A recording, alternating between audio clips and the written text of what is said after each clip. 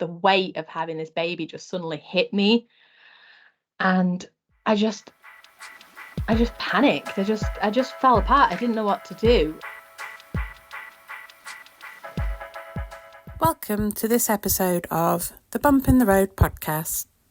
Bump in the Road is brought to you by Derbyshire Family Health Service, part of Derbyshire Community Services NHS Foundation Trust.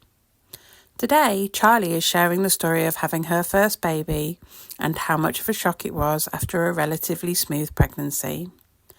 Please be warned that this podcast may cover topics that are sensitive for you.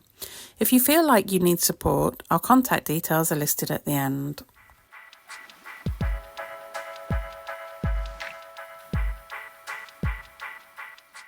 I was really lucky. I had a really good pregnancy. I was very kind of blasé about the whole thing. I deliberately decided that I wasn't going to look anything up, that I was just going to go with how I was feeling, because I know that if I spent too much time Googling stuff, I would get really stressed.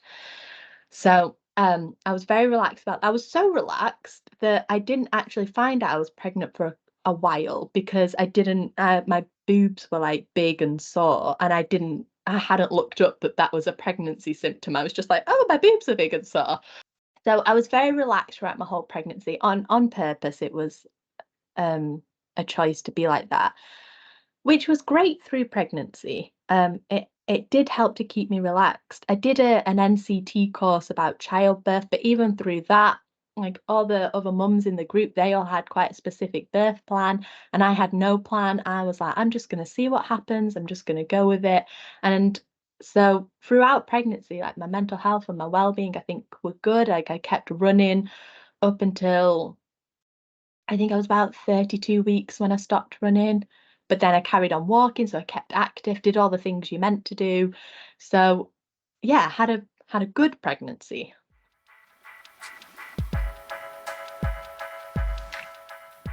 So my plan of not looking anything up kind of backfired once I had the baby, because I knew nothing. I knew absolutely nothing. Um, I'll never forget, just after she was born and I was holding her, and the midwife was explaining to me that babies sometimes fall asleep while they're feeding. And I just found it hilarious, because I couldn't fathom that you would fall asleep while you were eating. Because I'd never even held a baby at this point until I held my own. So we just had no idea. My daughter spent the first probably 2 weeks of her life just wrapped in a blanket, because I was too scared to get her dressed, because I was worried I was going to break her. So we would just wrap her up in a blanket and kind of cuddle her to keep her warm.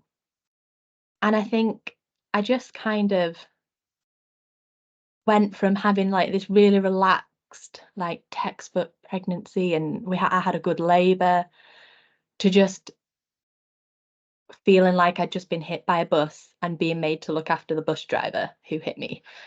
And it was just it was really hard. That after she was born about 9:30 at night, and that night I was quite, like, I guess, filled with adrenaline, because I just spent, instead of sleeping, I spent all night just scrolling on my phone on Instagram. And then the next day, as the day dragged on, I was waiting to be discharged from the hospital. I was getting more and more tired. And then when we were finally discharged in the evening, my mum and dad came over to meet the baby, but they weren't there very long. And I remember they left, and I just burst into tears, because I was so tired and I was in pain, a pain that I'd never been in before. And I suddenly realized that I wasn't going to get a lot of sleep tonight. And the weight of having this baby just suddenly hit me. And I just, I just panicked. I just fell apart. I didn't know what to do. And at that time, one of the things that kind of kept me sane was that I kept telling myself I would never have another baby. So this was the only time I had to do this. At least I actually did go on to have another baby, but at the time, something that helped me was just to keep saying, this is the only time you have to do this. If you can just get through this, you'll be okay. I used to watch the cars out of my window, and I was so jealous of them all just driving around in an evening, where I suddenly felt like I couldn't do things like that anymore. And I was just jealous of these people who were probably just driving home from work or driving to the gym, and it suddenly just felt like this life that I just couldn't have. Yeah, it was quite remarkable, I think, how quickly I went from being very relaxed to completely falling apart. And I had the quite common struggles of I really struggled to breastfeed her at first, and that didn't help as well.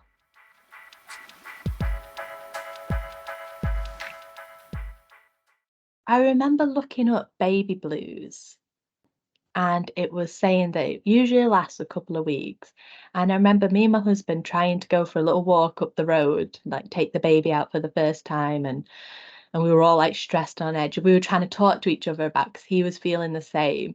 We were trying to talk to each other about the fact that it sounds like this is a completely normal thing to think. We've just got to get through these first few weeks. And although I think my struggles did go on longer than that, kind of having finally looked something up and actually having the knowledge that a lot of people go through that, and talking to my husband about it and realizing that he was going through it too, that really helped. Just knowing that other people are in the same boat. I did also a little bit later on, after a couple of months, have some support from a feeding specialist, because breastfeeding wasn't going well at all. And my baby actually at 4 months, they found she had a tongue tie, and she had that snipped, and things did get kind of better from sort of 5 months onwards. But those first few months I had a feeding specialist who would come and see me, and she like took the time to talk to me, and that really helped. Just having someone come in and sitting and talking to me about not just feeding, but about kind of all aspects of having a baby. And I can only remember her first name, and I wish I could remember her whole name. Not that that would help, but I'd just love to be able to write a letter to her telling her like how helpful she was.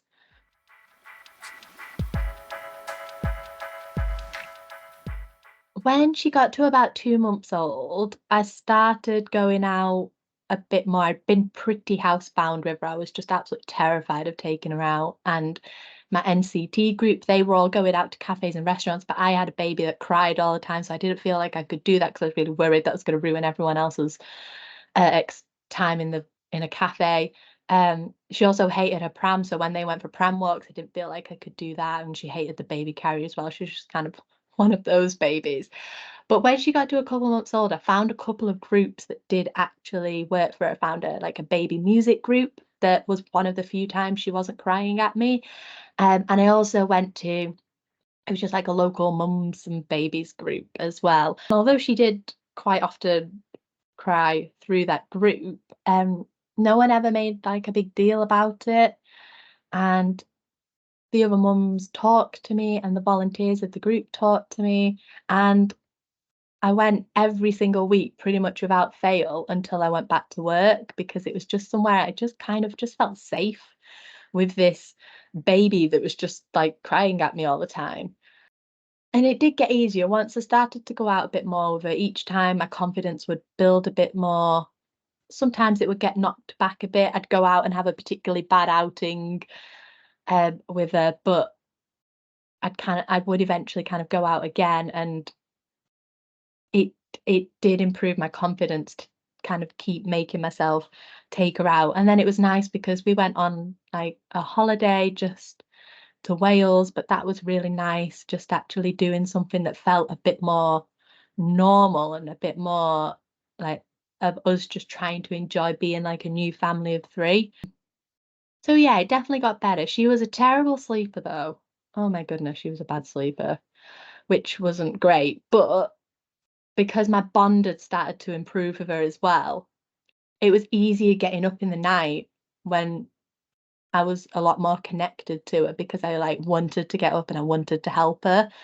So yeah, and she started to become a little person as well and kind of develop a personality, which was very stubborn.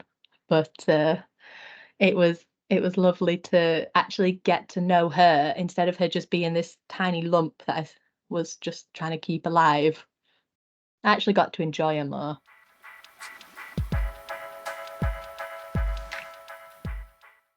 My husband, when he would get in from work, I was actually studying at the time. So when my husband would get in from work, he would watch the baby while I would go upstairs and do my uni work. And that was kind of nice just because I loved it. So it was nice to kind of have that time to go and do that. But then he was also really good at, if I told him in the morning that when he got in from work, I would go for a run. And quite often by the time he'd get home, I'd be like, oh, I can't be bothered. I've not got enough energy. And he would kind of all but make me go. Uh, and he was always right because I used to take my phone with me in case she needed like feeding suddenly or something whilst I was on a run. But to be fair, I don't actually think that ever happened. But I would just go for a run, like stay fairly local because that made me feel better that I wasn't too far away from her if she needed me. And I'd always come back feeling just so much better, so much refreshed. And I am very thankful that he would basically not make me go.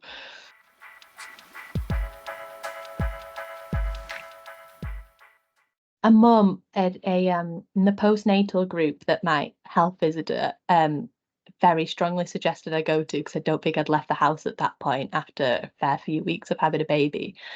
And she made me go, and there was a mum there who had twins, and they were her second and third baby.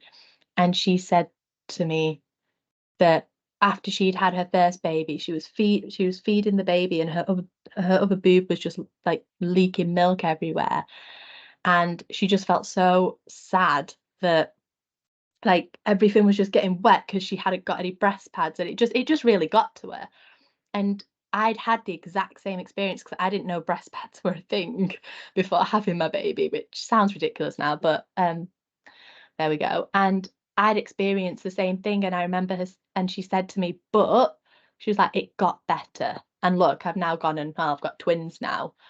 And her just saying that to me, she didn't know that I happened to have had the same leaking experience, but her just having the same experience of me and telling me that it does get easier was just the best thing ever. So I guess in a very long-winded way, what I'm trying to say is like, do just try and talk to other parents because they might not all be in the exact same boat of you, but then some of them might be, and that could be just so helpful to just talk to someone else.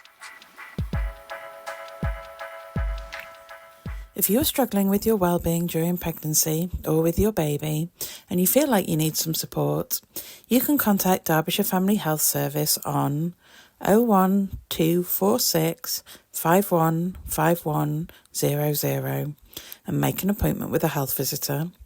You can also text us on 07507 327769.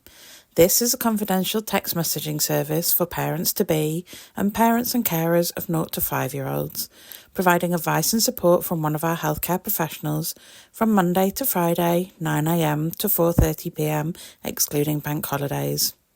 You can also visit our website at derbyshirefamilyhealthservice.nhs.uk.